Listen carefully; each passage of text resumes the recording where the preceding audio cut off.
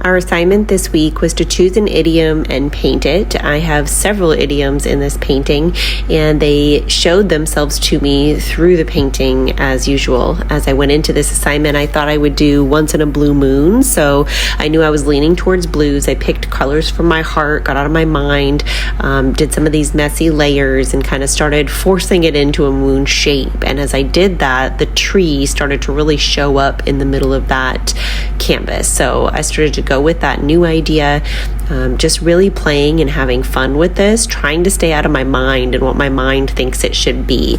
This painting took a lot longer than it needed to take because of the fact that my mind kept coming in and judging and trying to make it into something else. And you can see here that I've chalked in the outline of all the things I saw.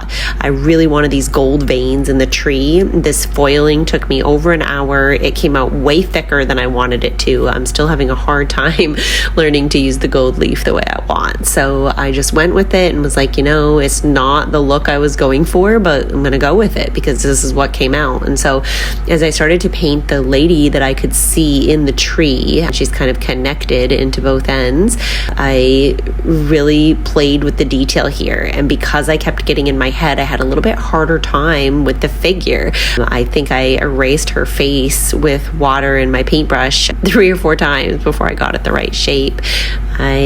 When I painted the angel, I forgot to move the camera, so you could only see part of it, but I was really surprised when this angel showed up in the underpainting, and you'll see when I compare those at the end how she was already there, her face and everything, and so I just filled her in.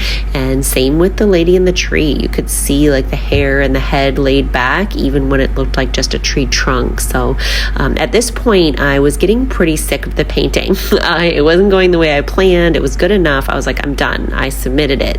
The next day the painting kept calling to me, it's not done. So this is where I went in and started adding some more color overlay and giving that tree quite a bit more life, giving the background a little more life. And this really felt like it finished it off for me. I've been really feeling in my power, very blissful, very in charge of what I'm creating here, and surrendered to, the lessons and the events coming up. And so this was the final result. You can see this was one of the first layers. This was the first chalk layers. That was when I thought it was done and almost passed it in. And then this is when I really completed it. This was really helpful, as is every assignment. I love this class. The idioms here are living in a bubble, taking root, sending out angels, facing the music. Everything she touches turns to gold.